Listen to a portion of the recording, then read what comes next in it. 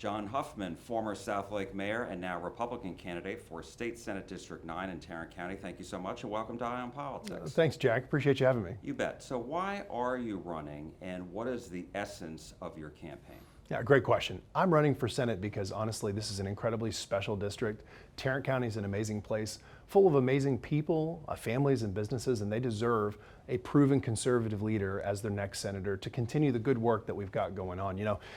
Tarrant County is an amazing place and we've had an opportunity to experience unprecedented growth. This has really been one of the most important economic regions in the state and thus the country. And it's been that way because of the incredible conservative leadership that we've had for so long. I want to continue in that vein and make sure that the folks of SD9 know that I'm going to wake up every single day, whoever they are, wherever they're from, trying to make their life in the district better than it was yesterday. That's why I'm running. So this is not a primary, it's a special election. So there is another Republican in the race, there's a Democrat in the race. Why should voters select you over the other two? Well, I think voters, one of the reasons why we're seeing a lot of energy around our campaign and why voters are coming out and talking with us in really, really large numbers is because folks want a proven conservative leader, someone who's experienced so they can make a difference in the Senate in day one. I'm blessed to be mayor of Southlake for 3 years, city council 6 years before that. Also served on a variety of boards and commissions at the city and the state level. Was nominated by Governor Perry to serve in the psychology licensing board. So I've gotten the chance to really serve in a real way, and I've got that experience so that I can make a difference for them and their families and their businesses on day one. I think that's what sets me apart from the other two candidates in the race. So what are your top priorities, and are they any different from what you're hearing in the district? That's a great question. So we've gotten the chance to talk to literally thousands of voters, whether it's at their door or at our events, and we hear a lot of the same things. And they're the things we all talk about with our families over the dinner table. It's property taxes. Our out-of-control property taxes have to be tackled. As mayor, I cut property taxes 3 times in a row below the no new revenue rate. I've got a history and a record of tackling property taxes, and I want to do that in the Senate. Also, I hear so much about education, and I love what Governor Abbott did with parental empowerment and school choice. I want to make sure that no child is locked into a failing school district just because of their zip code. And at the same time, we have to fully fund our teachers and our educators in the public schools who will, always be educating the vast majority of Texas kids. So that's two sides of that same coin. Everyone's concerned with education. We've got some great school districts. We've got some struggling school districts in this district. I want to make sure that everyone's got the tools to succeed and to choose the best route for their child. And the third, really honestly, is it's basic, it's foundational, but it's so important, and that's our infrastructure. Transportation, our power grid, our water, both the availability of new water and also repairs to old failing systems. Those are the things that we have to have, those quality of life issues that are so important to our families and our businesses. Those are the things that I've experienced working on as mayor and winning real victories on, and that's what I'll do in the Senate as well. So with regards to property tax relief, we have this November 4th election in which voters are going to have to vote to secure more property tax reductions through increasing the homestead exemption. And yet you still hear people who are dissatisfied with the fact they feel like their property taxes are still going up, whether it's from the local level, et cetera. Right.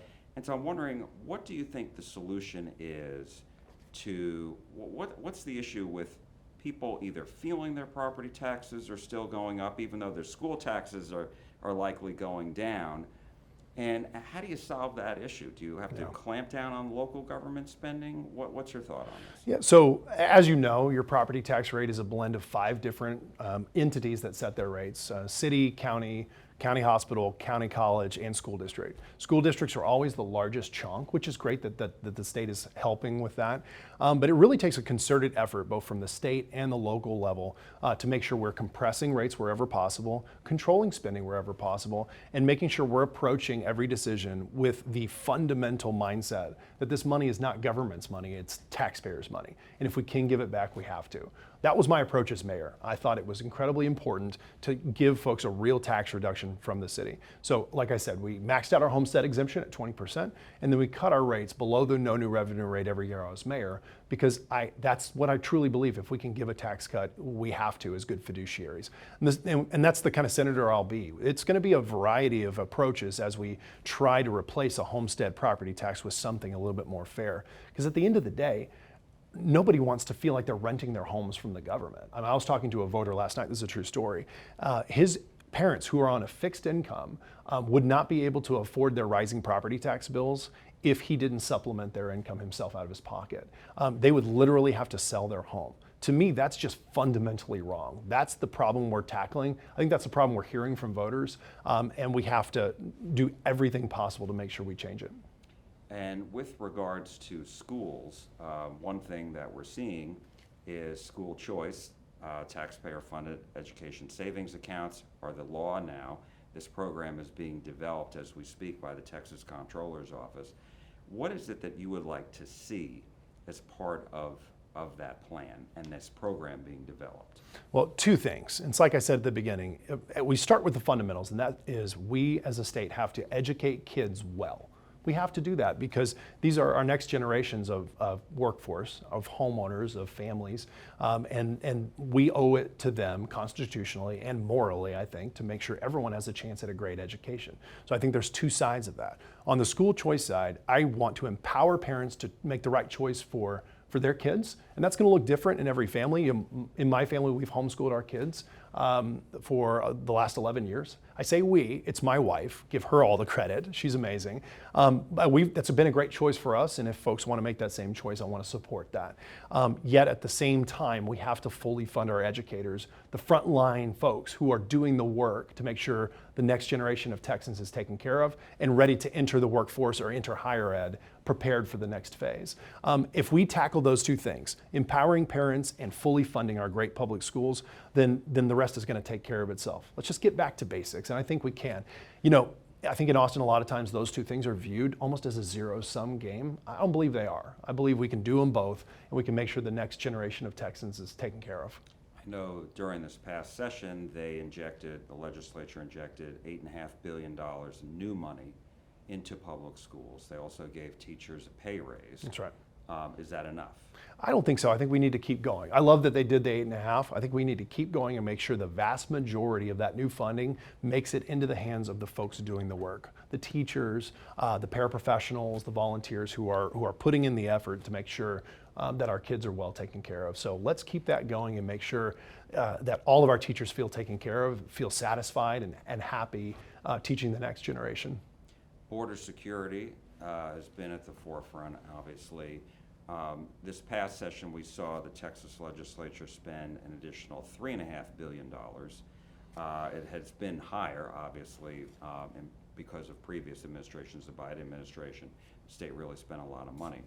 And so I'm wondering, do you feel as if the state should continue spending this money to secure the border, going forward? I do. I think that's critically important. You know, when I was mayor, I got the chance to go down to the border. I think I'm the only candidate in the race that has actually physically been to the border and seen what our Texas DPS officers and troops are dealing with. And certainly the Trump administration has done a much better job, a great job in trying to secure that border. And the DPS has stepped up in a huge way. So I got the chance to fly the Rio Grande River with a DPS helicopter and hear a little bit about the challenges that they're facing. So I fully support the governor in his efforts to assist the Trump administration in making sure that's a secure border. That's a critical public safety issue that we have to tackle as a state. Because we're Texas, we bear the brunt, and we have, of the failures of the Biden administration to secure that border. The Trump administration is doing great. We need to continue that work and help out however we can to make sure that that border is secure and that our communities are safe. And right now, the state is waiting to see if Washington, the Trump administration, returns the $11 billion that the state has spent on border security before this session started. And so I'm wondering if and when the state gets that money back, how would you like to see it spent?